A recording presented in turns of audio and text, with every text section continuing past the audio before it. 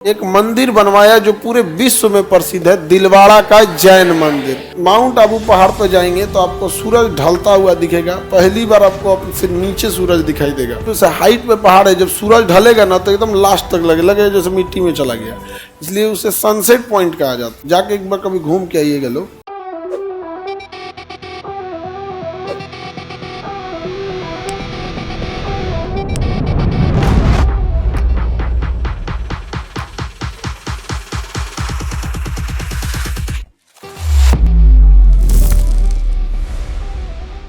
इन लोगों ने राजस्थान के माउंट आबू पहाड़ी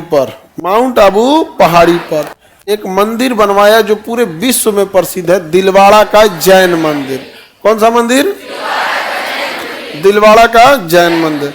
आप माउंट आबू पहाड़ पर जाएंगे तो आपको सूरज ढलता हुआ दिखेगा। पहली बार आपको से नीचे सूरज दिखाई देगा, क्योंकि वो पूरा रेगिस्तान है, दूर दूर तक कुछ है नहीं। पूरा रेगिस्तान होने की वजह से दूर दूर तक कुछ भी नहीं है।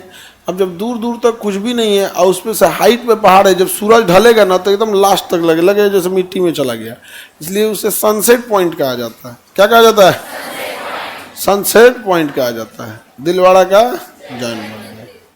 जाके एक बार कभी घूम के आइएगा लोग। कमाईने लगिएगा, पैसा वैसा हो जाएगा तब। अभी कौन चीज आएगा तुमने? यहाँ गांधी मैदान जाओ, अभी हो गया बस। NIT, हाँ NIT भी चल जाओ। तुम लोग NIT रहने लायक छोड़ा है। अभी हम गए थे राजस्थान में तो सनसेट पॉइंट घूमने से पहले ही चला है, क्योंकि हम चित्तौड़गढ़ का किला देख लिए, कुंभलगढ़ का किला, इन पूरा किला देखे, हल्दी घाटी का मैदान, और पूरा खुला जगह है। गर्मी के टाइम तो दही झकोर दिया, एकदम लगा कि जर गया दही है, अब पूरा सन बर्न हो गया, भयानक लेवल का।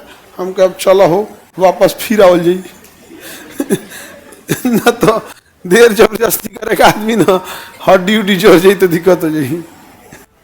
अब आदमी को आदत तो है नहीं उतना भयानक धूप का। राजस्थान का धूप इतना भयानक लगता है ना, लगता है कहीं आग उगना ना लग गया है दहिया में। वहाँ के आदमी को आदत है। वहाँ के आदमी क्या है, अब राजस्थान के आदमी को आप लेके चल जाइए पूर्णिया बाढ़ में, बेचारा उसको पानी की किल्लत देखा है जिंदगी भर।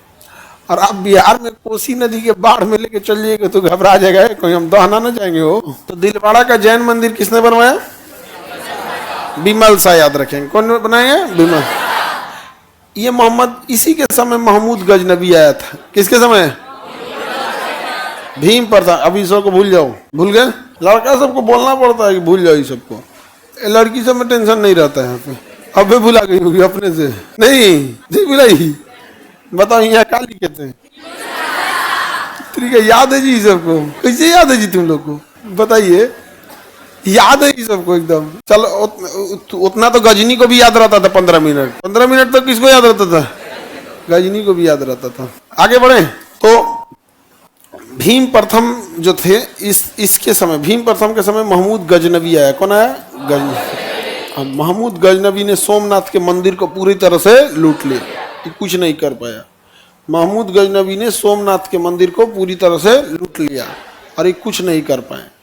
भीम द्वितीय के समय भीम द्वितीय ने मोहम्मद गौरी को हरा दिया। 1178 ईस्वी में मोहम्मद गौरी को क्या कर दिया? हरा दिया। ये मोहम्मद गौरी की भारत में पहली हार थी। लेकिन मोहम्मद गौरी बड़ी थेथर था, बहुत थेथर था। जब हारता था फिर चल जाता था, फिर मुंह झाड़ उड़ के फिर चल आता था, फिर लड़तो हम। इतिहास में सबसे थेथर राजा कोई हुआ है तो मोहम्मद गौरी। जब देखो तो फिर चल आता था लड़ाई करने के लिए। तो मोहम्मद गौरी को हराने वाला भीम प्रथम, भीम द्वितीय। अब महमूद गजनबी गुजरात का सोमनाथ का मंदिर लूट रहा था तो टुकुर टुकुर कौन देख रहा था? भीम प्रथम टुकुर टुकुर देख रहा था। इधर कौन लूट रहा है मंदिर? महमूद गजनबी लूट के लेके चल गया।